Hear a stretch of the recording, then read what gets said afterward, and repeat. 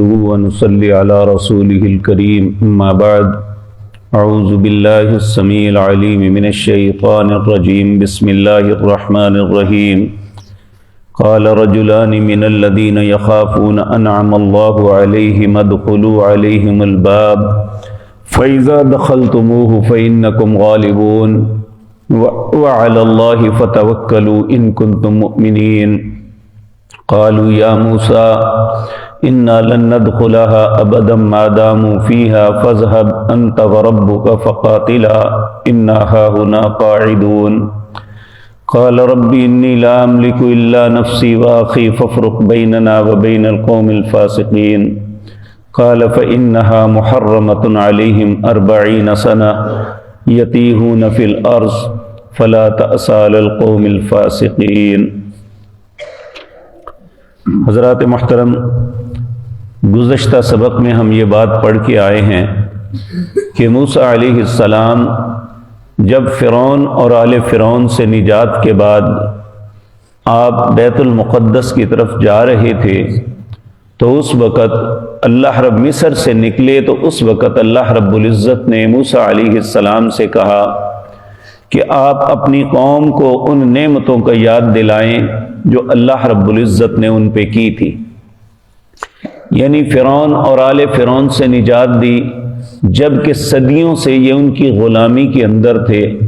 اور وہ بغیر کچھ دیے لیے ان سے کام لیتے تھے، جب کسی کا دل چاہتا کسی کو مار دیتا، یعنی ظلم و ستم کی چکی میں یہ صدیوں سے پس رہے تھے۔ اللہ نے ان نعمتوں کو یاد کروا کے کہا اب بیت المقدس جو ہے یہ تمہاری لیے اللہ نے لکھ دیا ہے، تم داخل ہو جاؤ، اللہ تمہیں فتح دے دے گا۔ تو انہوں نے جواباً کہا قال یا موسیٰ ان فیہا قوما جبارین، اے موسیٰ علیہ السلام وہ قوم بڑی ہی سخت ہے، انا لن ندخلها ابدا ما داموا فیہا فاذهب، ہم نہیں داخل ہوں گے وہاں حتی یخرجوا منہا، یہاں تک کہ وہ خود نکل جائے۔ تو صرف موسیٰ علیہ السلام کی قوم کے جو ہزاروں لوگ تھے ان میں 2 لوگ ایسے تھے جنہوں نے لوگوں کو منع کیا یہ نہ کرو، ایک یوشع بن نون تھے اور ایک عاقب تھے۔ ہم پیچھے پڑھ کے آئے ہیں اللہ نے ان کے لیے 12 نقیب مقرر کیے تھے جو انہیں اللہ رب العزت کا رستہ دکھاتے، انہیں یہ بات سکھاتے اور انہیں کنٹرول کرتے۔ ان میں سے صرف 2 لوگ یہ تھے، ایک کا نام یوشع بن نون تھا اور دوسرا عاقب تھا۔ یہ دونوں ہی ان 12 نقیبوں میں سے 2 تھے۔ ان کے متعلق اللہ تعریف کرتے ہوئے کہتے ہیں قال رجلان من الذین یخافون انعم اللہ علیہما ادخلوا علیہم الباب، ان میں صرف 2 بندے تھے جو اللہ سے ڈرتے تھے، انعم اللہ علیہما، ان دونوں پہ اللہ نے انعام کیا کہ صرف انہیں سمجھ آئی کہ جو موسیٰ علیہ السلام کہتے ہیں وہ سچ ہے۔ ان کہنے لگے ادخلوا علیہم الباب، تم دروازے میں داخل ہو جاؤ اللہ تمہیں فتح دے دے گا۔ فَإِذَا دَخَلْتُمُوهُ فَإِنَّكُمْ غَالِبُونَ، جب داخل ہوگے تو تم ہی غالب آؤ گے، یہ اللہ نے وعدہ کیا ہے۔ وَعَلَى اللَّهِ فَتَوَكَّلُوا إِن كُنتُم مُؤْمِنِينَ، اللہ پہ توکل کرو اگر تم ایماندار ہو۔ تو اس کے جواب میں موسیٰ علیہ السلام کی قوم نے بڑی ہی بدتمیزی کے ساتھ یہ جواب دیا، کہنے لگے قالوا یا موسیٰ، اے موسیٰ انا لن ندخلها ابدا ما داموا فیہا فاذهب انت وربک فقاتلا، اے موسیٰ ہم ہرگز نہیں داخل ہوں گے یہاں تک تو اور تیرا رب جا کے لڑے، انا ہاہنا قاعدون،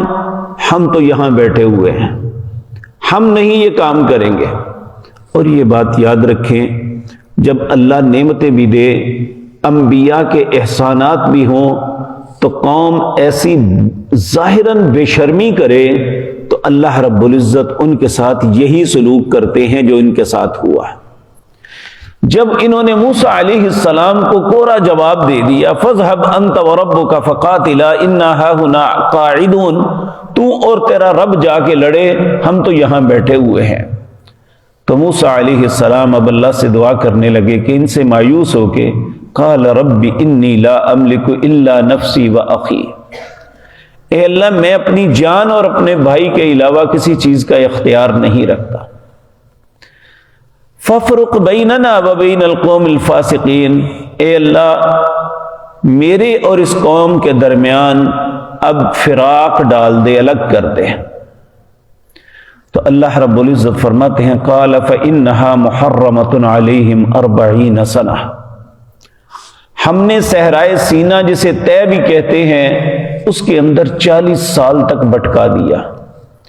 جب بھی یہ کسی راستے سے نکلنے کی کوشش کرتے اللہ وہ رستہ ان کے لیے بند کر دیتے ہیں۔ 40 سال تک یہ صحرائے سینا میں بھٹکتے رہے، انہیں کوئی رستہ نہیں ملتا تھا کہ کسی شہر میں نکل جائے۔ اسی دوران سیدنا ہارون علیہ السلام کی وفات ہوئی۔ 3 سال کے بعد سیدنا موسیٰ علیہ السلام بھی اس دنیا کو چھوڑ کے دار البقاء کی طرف تشریف لے گئے، اور اس قوم کا وہ افراد جنہوں نے موسیٰ علیہ السلام کے سامنے انکار کیا تھا،